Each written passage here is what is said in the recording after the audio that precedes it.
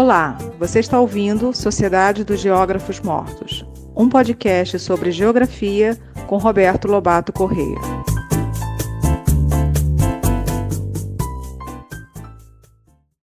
Boa tarde, nós vamos ver o nosso último episódio sobre a rede urbana brasileira, mas que, no entanto, não termina a possibilidade de estudar a rede urbana brasileira. Na verdade, nós apenas iniciamos o estudo da rede urbana brasileira e o estudo da rede urbana em geral. Eu sugiro que vocês deem continuidade a isso. Para concluir essa temática dos impactos, das transformações na rede urbana brasileira após 1960, nós vamos ver ainda dois tópicos. O primeiro diz respeito às pequenas cidades e o segundo, a formação de uma rede de múltiplos circuitos. As pequenas cidades foram muito afetadas pelas transformações na rede urbana.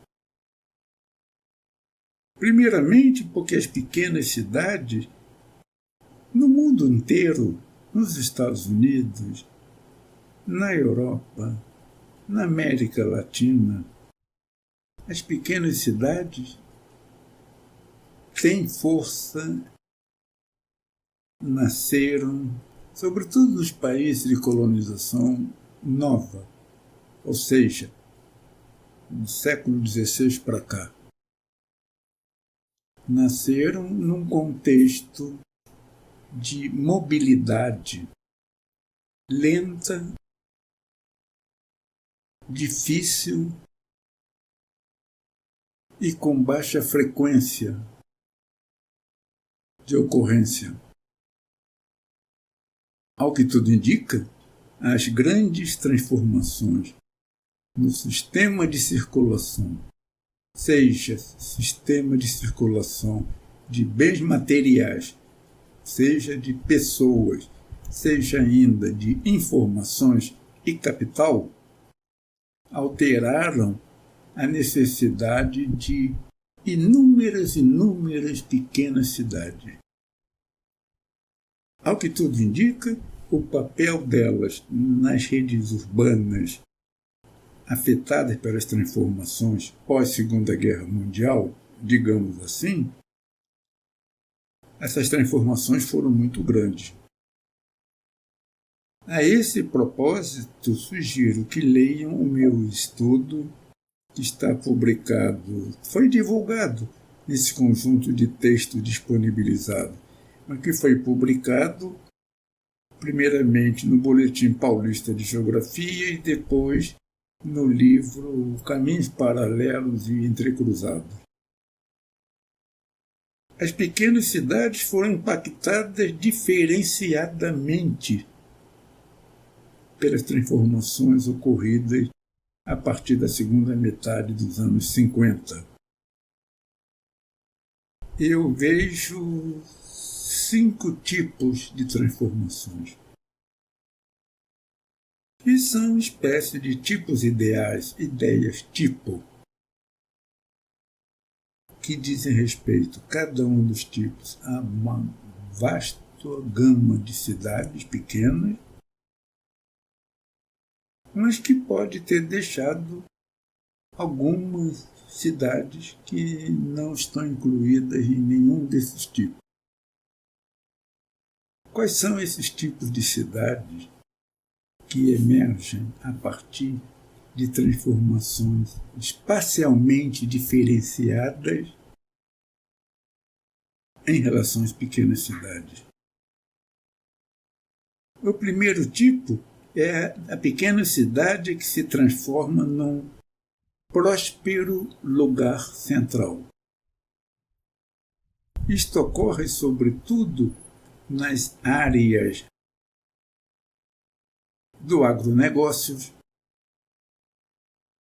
ou de áreas antigas que foram rejuvenescidas por uma agricultura de pequenos e médios proprietários, mas que produz produtos valorizados.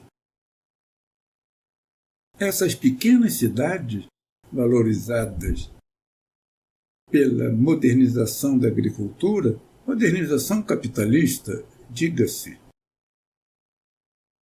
Essas transformações fizeram de pequenas cidades lugares onde existem bancos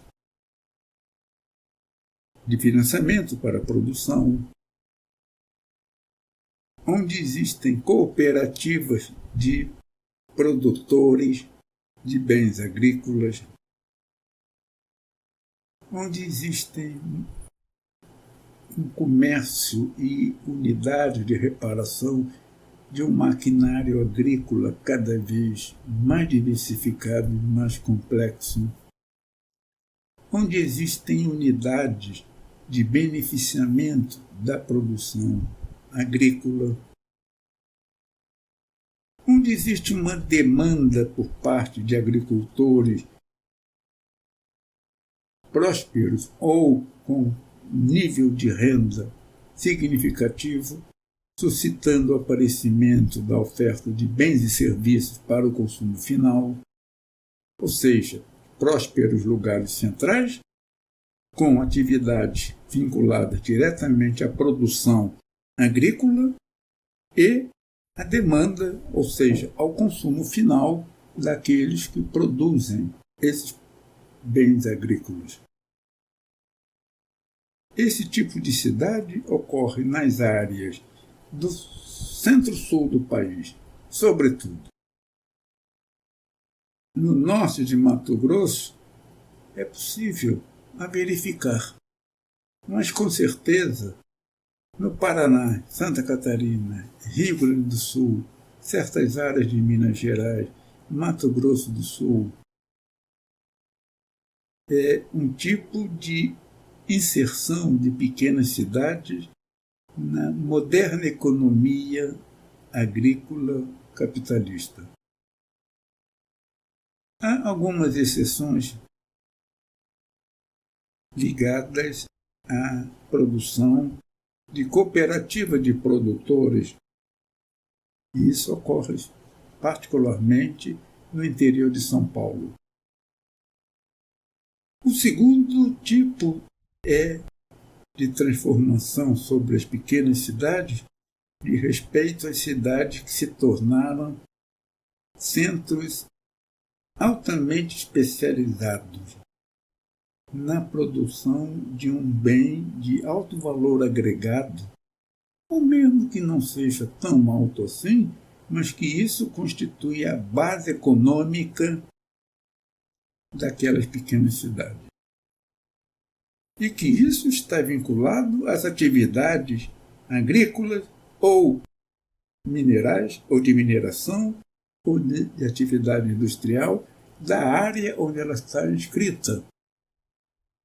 Quantas cidades não se tornaram, nesse processo, significativos centros de mineração, minério de ferro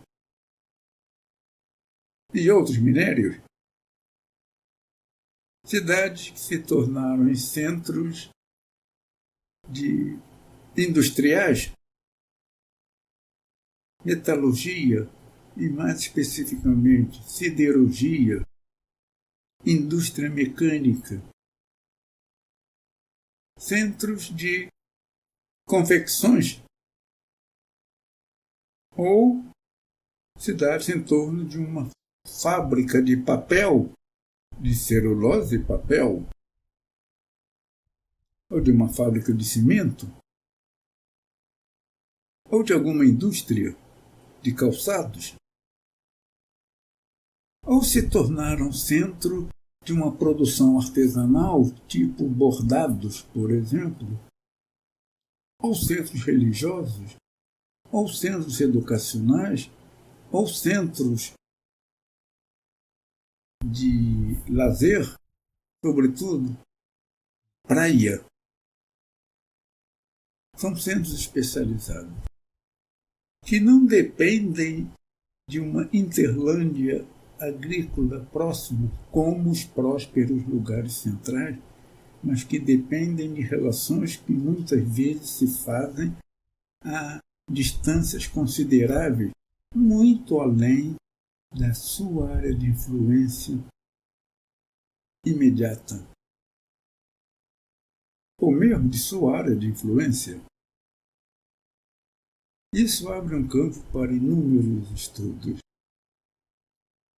Isso é importante porque ajuda-nos a compreender a diversificação da rede urbana brasileira. O terceiro tipo, essas cidades ocorrem, sobretudo, no Centro-Sul. Mas pode ocorrer também no Nordeste, na Amazônia. Mas a concentração no Centro-Sul coloca em questão a concentração dos processos econômicos em sua espacialidade, ampliando as diferenças, e não apenas as diferenças qualitativas, mas as diferenças quantitativas, isto é, as desigualdades sociais e econômicas no território brasileiro. O terceiro tipo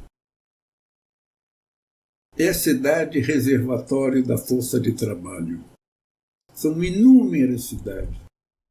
No Nordeste, na Amazônia, no Centro-Oeste, no Sul, no Sudeste. Cidades que foram lugares centrais pouco importantes e que foram profundamente afetadas pela concentração fundiária e a concentração da produção em um único produto agrícola e na transformação de pequenos agricultores e meeiros e rendeiros em trabalhadores assalariados, muitas vezes trabalhadores sazonais, o chamado boia fria. Essas pequenas cidades reservatórias de força de trabalho são cidades tristes, feias, sem muita vida, com as casas fechadas, e que são cidades empobrecidas que vivem dos magros salários daqueles trabalhadores do campo. Magros salários que ajudam a engordar as elevadas rendas de proprietários fundiários absenteístas que vivem em capitais regionais e mansões em prédios de luxo, e que têm, na Interlândia, caracterizada em parte por essas cidades reservatório da força de trabalho, o seu território de expropriação e acumulação. Essas cidades reservatório de força de trabalho fazem parte também do curral eleitoral de senadores e deputados estaduais e federais que controlam a vida econômica e política desse país. Se não controlam tudo, controlam grande parte. Mas são cidades que mereceriam estudos analíticos, considerando e comparando 2 ou 3 cidades em contextos regionais diferentes. Uma cidade ligada ao café, outra à cana-de-açúcar, outra a um terceiro produto, a pecuária ou o cacau, ou o que for. Cidades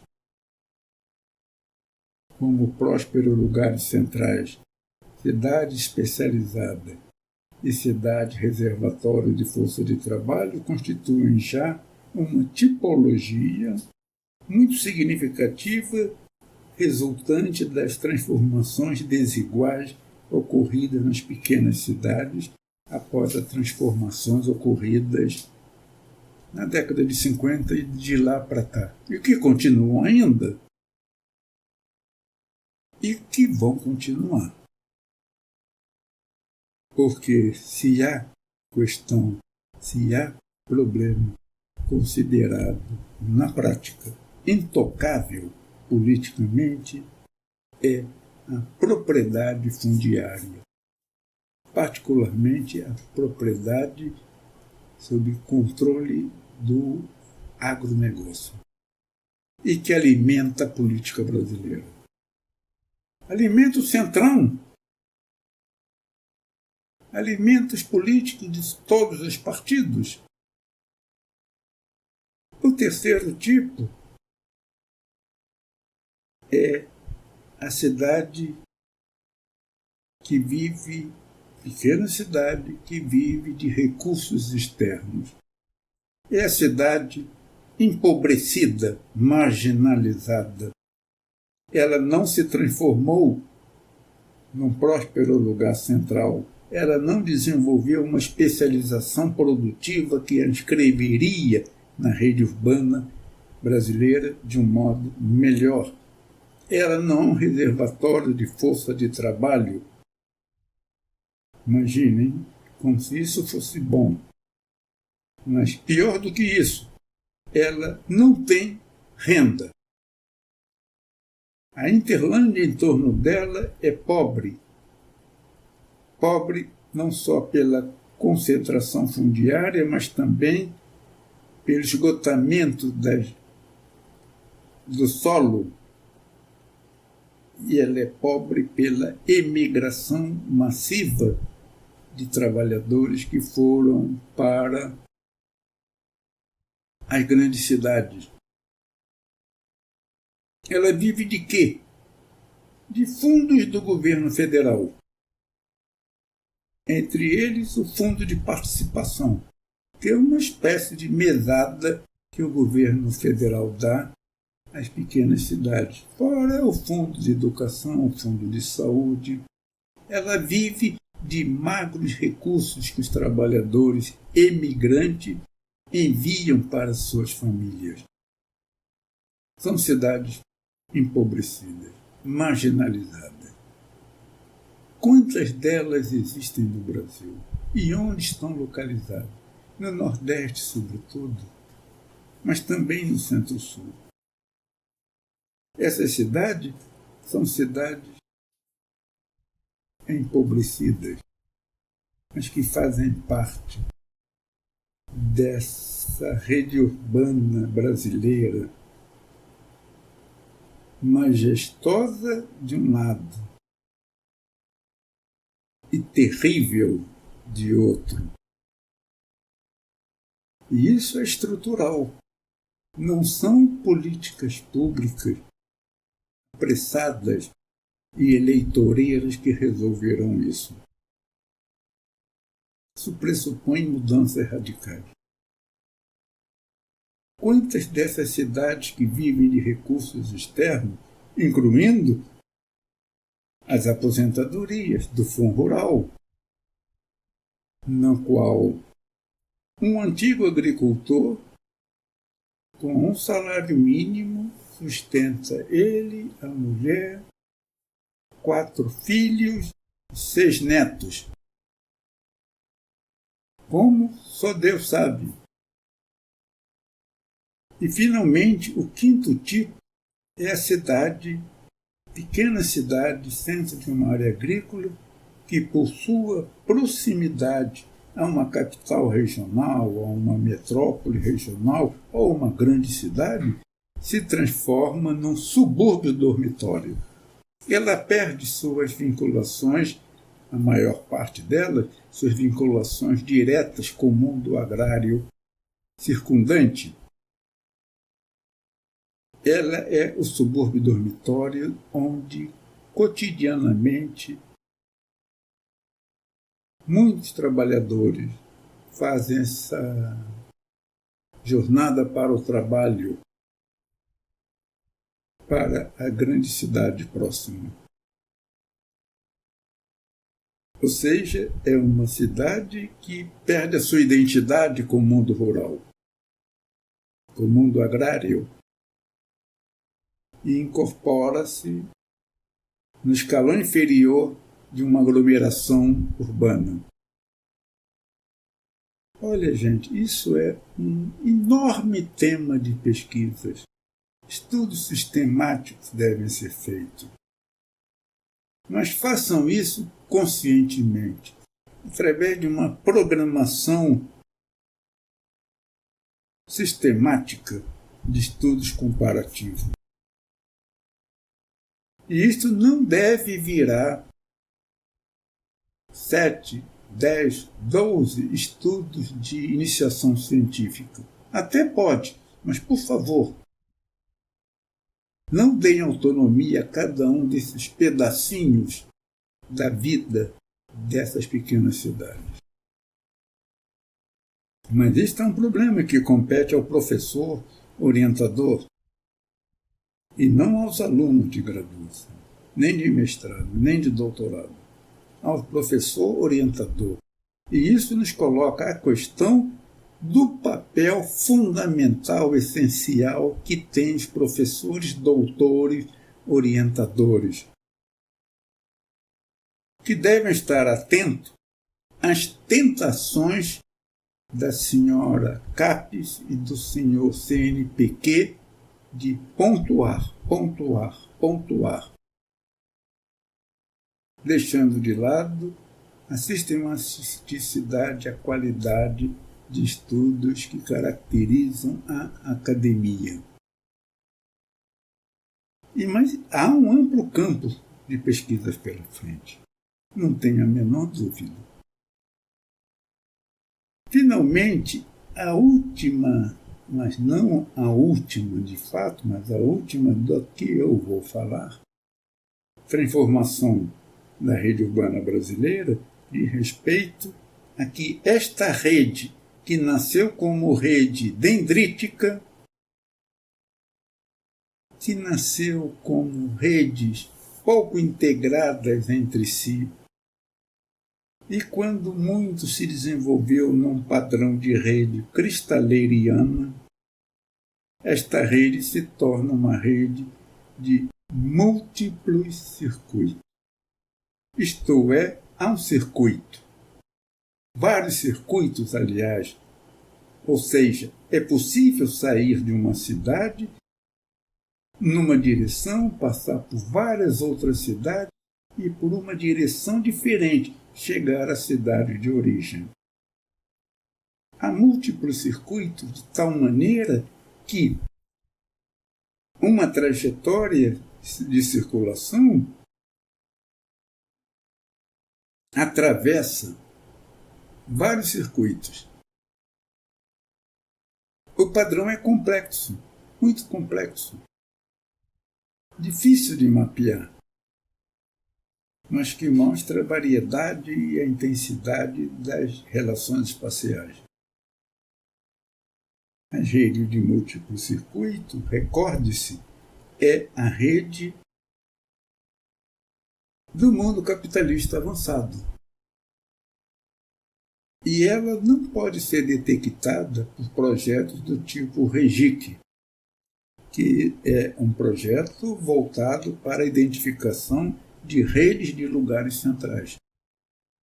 É muito difícil a pesquisa sobre redes de múltiplo circuito, ou porque não há estatísticas,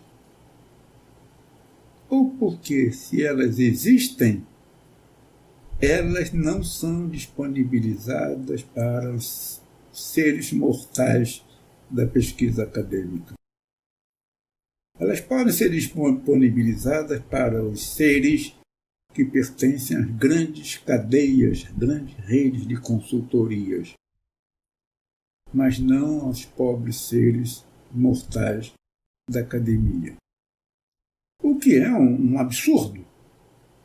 Os órgãos públicos fazem levantamentos que não são divulgados ou não são totalmente disponibilizados. Mas, ora, esses dados são dados da sociedade, produzidos pela sociedade. Por que ela não pode saber?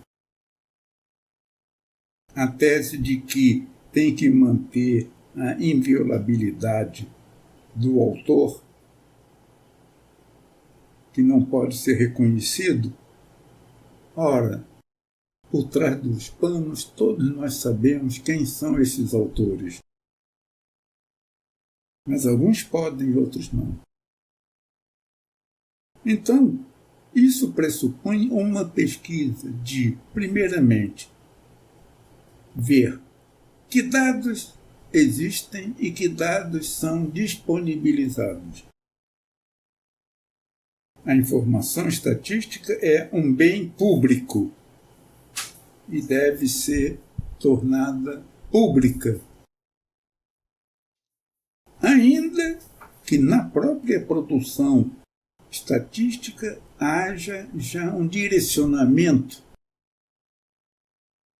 Quem produz as estatísticas?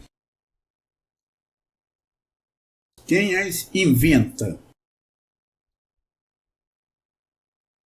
Mas é necessário que se pesquise que informações estatísticas sobre circulação existem.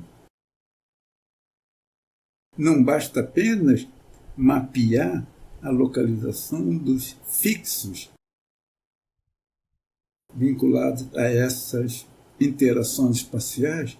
É necessário que se veja o fluxo, a intensidade, a direção, a frequência. E o roteiro espacial, para que nós possamos compreender melhor a rede urbana brasileira. Vejam, por exemplo, até 1994, quando o sistema telefônico brasileiro estava na Embratel e que havia possibilidade de você ter acesso aos fluxos telefônicos, ainda que essas informações já fossem bem simplificadas e agregadas, mas era possível. Através do monopólio estatal. Com a privatização da telefonia, é impossível hoje você saber as relações telefônicas, seja do jeito que for. Isso é um bom indicador, síntese das relações espaciais.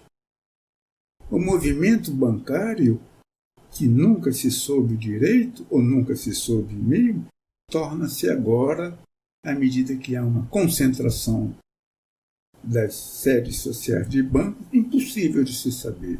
O movimento interestadual de carga nunca foi possível saber. É possível saber, no nível mais elevado, mais superior da rede urbana, as interações espaciais através de fluxo de passageiro entre cidades. Mas as cidades médias e as cidades pequenas ficam de fora. Mas será que a não existência de dados ou a sua existência para não ser divulgado é um problema ou é um projeto? Um projeto para que não se saiba a fundo a natureza da rede urbana e a formação de uma rede de múltiplos circuitos, que é a rede do ciclo de reprodução do capital de que falara Marx na metade do século XIX. Mas, naquilo que for possível, pelo menos estudos de casos, considerem uma cidade e tentam ver, mesmo qualitativamente, as relações espaciais dessa cidade. Relações a longa distância, a distâncias médias, a curta distância, com a natureza dela, com a importância dela para a cidade quem são os agentes sociais, mostrando que uma cidade está inscrita em várias redes geográficas,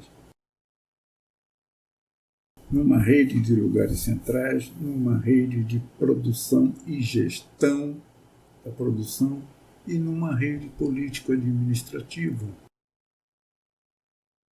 Isto é possível de ser feito e usar as possibilidades individuais para fazer inferências sobre a rede humana brasileira. Nesse sentido, eu lamento que as últimas observações sobre esta temática da rede urbana e organização espacial da nossa terceira temporada seja, de um lado, frustrante, mas também animadora, porque aquilo que frustra pode nos animar a superar essa frustração. Então, gente, eu vou terminar esta terceira temporada agradecendo a boa vontade e a tolerância para o que eu disse. Sugiro que estudem. E no dia 4 de fevereiro nós começaremos a gravar, a postar essa terceira temporada sobre a rede urbana e a gravar a quarta temporada sobre o espaço urbano. E nós vamos ver há relações muito sólidas entre espaço urbano e rede urbana. Sobre isso, vejam no conjunto de texto e no terceiro episódio da primeira temporada, o texto sobre escala e rede urbana, que está publicado no livro Caminhos Paralelos Entrecruzados. Muito obrigado pela atenção de vocês todos. Hoje é o dia 22 de novembro de 2023. Até uma próxima. Fiquem com Deus.